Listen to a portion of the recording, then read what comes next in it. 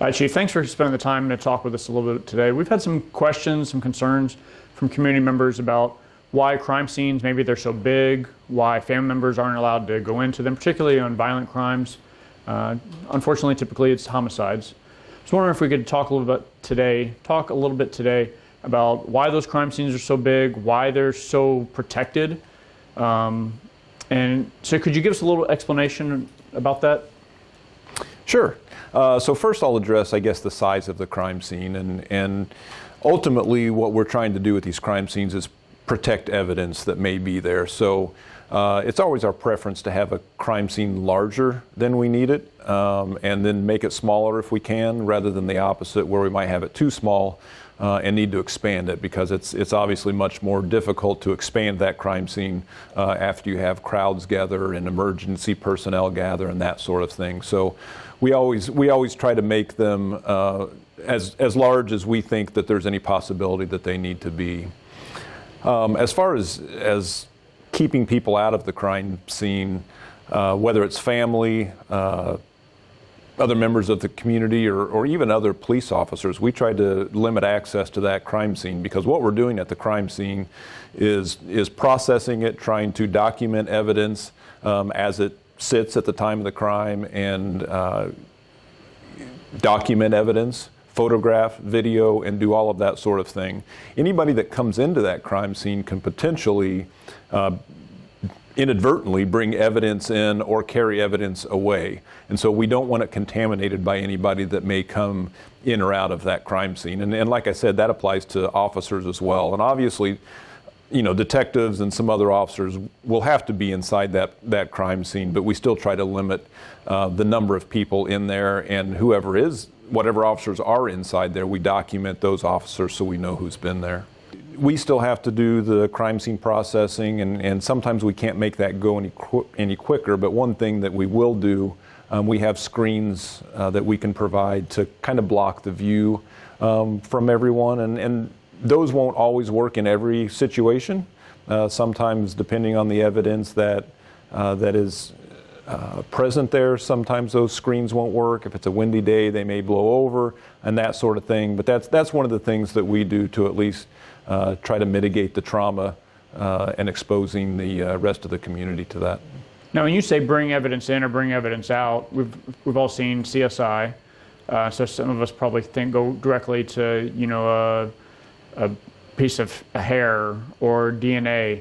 What exactly are you referring to when you say bring evidence in or bring evidence out of a crime scene? Well, and it could be exactly that. I mean, it could be microscopic evidence. Certainly anytime we walk through an area like that, I mean, we do shed DNA and hairs and things like that, so it could always be that sort of thing, or it could be something as simple as kicking a shell casing to a different location so it doesn't stay and it's in the right location to be documented, or you could get a shell casing stuck in the tread of your shoe and carry it away. If someone came in who maybe was a smoker, they might discard a cigarette, discard chewing gum again, and all of those things contain DNA that potentially we would look at as potential DNA from a suspect. So we want to look at all of those things, and we certainly don't want just someone who is uninvolved in the crime to bring anything like that into the scene.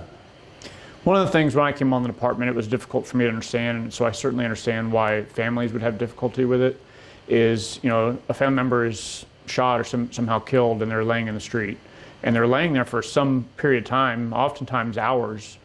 Why does that happen? And what steps do we take? What steps can we take to try to mitigate that, or to try to help preserve the integrity of the individual, or the integrity for the families?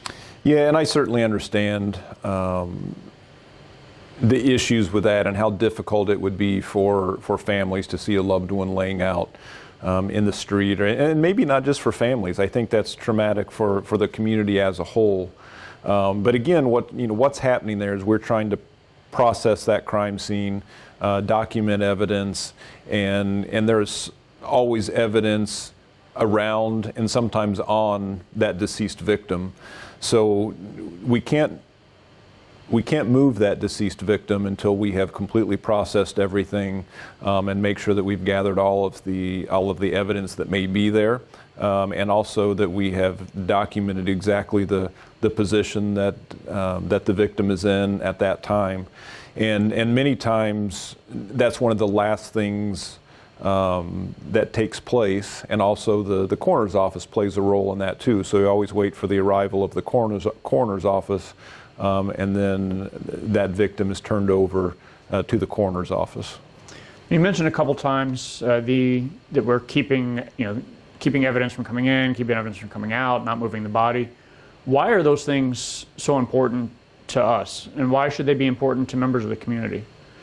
Well, ultimately, we search for that evidence to bring a resolution to that case, and the resolution that we all want is to hold someone accountable for that crime, and to see that case go through the criminal justice system, and an arrest occur, and then hopefully a conviction occur. All that evidence can be important in identifying a suspect, as well as the case against him in court. The prosecutors can use that evidence against them. There's a crime scene, and we've got officers who are on the perimeter of those crime scenes, and we oftentimes have family members who come up and say, well, can you tell me what's going on? And usually the answer is no. It seems kind of a blunt answer for somebody who's, you're a police officer, you're inside the crime scene, you should know what's going on, right? Why would officers who are on the perimeter of an incident either not know the information or not share that with family members? Well, like you said, a lot of times those officers that are out on the perimeter, they may not know that information. I mean, they have a role there, and that is to protect that crime scene and keep everyone out, but they may have come much after the fact, and they may not have gotten any further than their position on that outer perimeter.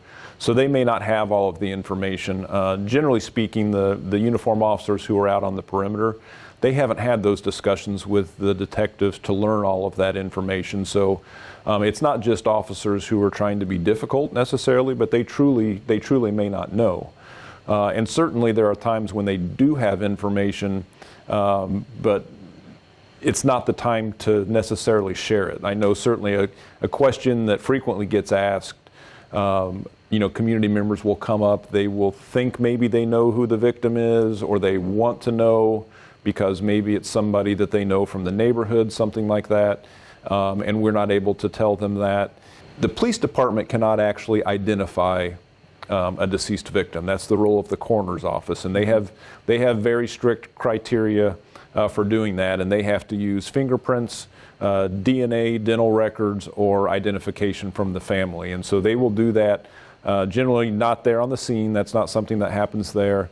And so we want to make sure that the coroner has made that official identification, and then once that happens, we want to make sure that the family has been notified officially by the coroner's office and the chaplain's office. We don't want them seeing this on Facebook or on the news before we've had the opportunity to make an appropriate notification for them. Can you speak to what information a detective might share with family members and information that they won't share? And if they don't share it, why would they not share it with the family members? And again, we certainly understand that, they, just like you said, it's your loved one. You feel like that you should have all the information the detective has, but sometimes that's not appropriate. There's information that the detective has gathered that's critical to that investigation, and it may be information, for example, that might only be known to the suspect. Mm-hmm. As we start telling other people, even the family, and certainly I don't think that families necessarily would do this to purposely compromise an investigation, but as they start talking to other family members and other friends, that information can get out, and then that could potentially compromise the investigation, compromise the interview that the detective may do down the road with potential suspects and witnesses as well. Can you speak to the role of Chaplains Office and victim assistance and homicide scenes and the follow-up after those? Sure. So obviously these scenes are traumatic for the victim's family, the community as a whole. Anybody that might have been involved there. And so the Chaplains Office and victims assistance are there to help those people, help the families grieve, help them deal with whatever emotion they're experiencing now, whether that's anger or overwhelming sadness or whatever it may be. And then certainly victim assistance works with these families to try to offer them ongoing services to continue to help them through their grief beyond just that initial crime scene. Can you speak to the importance of and the success of community cooperation in solving homicides? So, I guess I can't speak strongly enough about how important that is. The community really serves as an extra set of eyes and ears for the police. We can't be on every corner. We can't be in every household. So it's important that the community share with us what they know, what they see, what they hear. This violence reduction is not just the responsibility of the police, but it's the responsibility of the entire community. And so it's important that we all play the role that we've been given. And for the community, it's certainly a big piece of it is just to share the information that they have about these incidents that have taken place. And how would people share that information? And if they do have information they want to share with detectives, what would they do? So there's a couple different ways. They can. We always give them the opportunity to come forward anonymously through Crime Stoppers and calling 317-262-TIPS. But they can also, many times, we know that people want to come forward with information and actually have a conversation with detectives, but maybe they just don't want to do it right out there at the crime scene in front of everybody else. And so we certainly encourage them to call the Homicide Office at 327-3475.